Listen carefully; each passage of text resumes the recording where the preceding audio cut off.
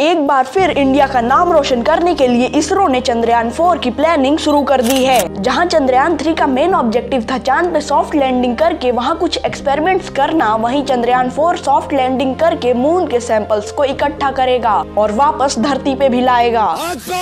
तो आइए गहराई से समझते हैं चंद्रयान 4 के इस पूरे मिशन को। 3, 2, 1, 0।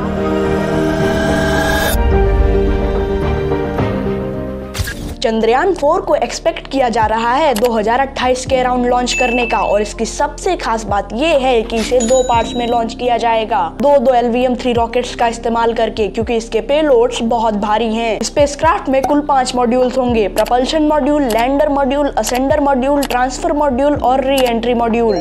इसमें से पहले 3 मॉड्यूल्स को अलग लॉन्च किया जाएगा और ट्रांसफर और री एंट्री मॉड्यूल को अलग लॉन्च किया जाएगा। आइए अब मिशन को स्टेप बाय स्टेप समझते हैं। चलो भाई।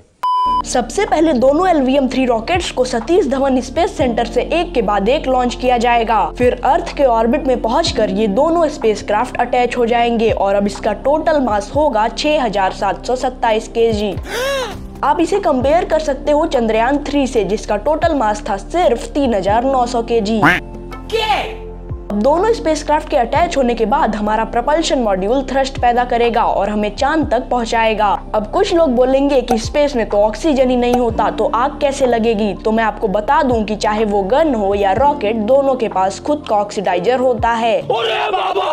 जब प्रपल्शन मॉड्यूल हमें चांद के ऑर्बिट में पहुंचा देगा तो लैंडर और असेंडर मॉड्यूल ट्रांसफर और री एंट्री मॉड्यूल से अलग हो जाएंगे, और ये लैंडर असेंडर का कॉम्बिनेशन चांद के साउथ पोल पे लैंड करेगा, जबकि ट्रांसफर री एंट्री मॉड्यूल का कॉम्बिनेशन चांद की सतह से ऊपर ऑर्बिट करेगा। फिर मून सरफेस पे लैंड करने के बाद लैंडर मॉड्यूल सैंपल्स इकट्ठे करेगा और इन सैंपल्स को असेंडर मॉड्यूल में डाल देगा। फिर असेंडर मॉड्यूल लैंडर को एक लॉन्च पैड की तरह इस्तेमाल करते हुए सरफेस से टेक ऑफ करेगा और चांद के ऑर्बिट में जाकर ट्रांसफर री एंट्री मॉड्यूल के कॉम्बिनेशन से जुड़ जाएगा। गजब। फिर ट्रांसफर मॉड्यूल असेंडर से सारे सैंपल्स कलेक्ट करके री एंट्री मॉड्यूल में डाल देगा। अब बारी है धरती पे वापस आने की, इसलिए ट्रांसफर मॉड्यूल अब अपना इंजन स्टार्ट करेगा, और क्योंकि अब असेंडर की कोई जरूरत नहीं तो वो उसे वहीं छोड़ देगा।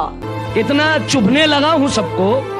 फिर ट्रांसफर मॉड्यूल अपने साथ री एंट्री मॉड्यूल को धरती तक लाएगा और री एंट्री मॉड्यूल एटमॉस्फेयर में एंटर करेगा, और इसको इस तरह डिजाइन किया जाएगा कि ये उस हीट को सह पाए। फिर हो जाएगी इसकी सेफ लैंडिंग। तो कुछ ऐसी प्लानिंग की गई है चंद्रयान 4 की।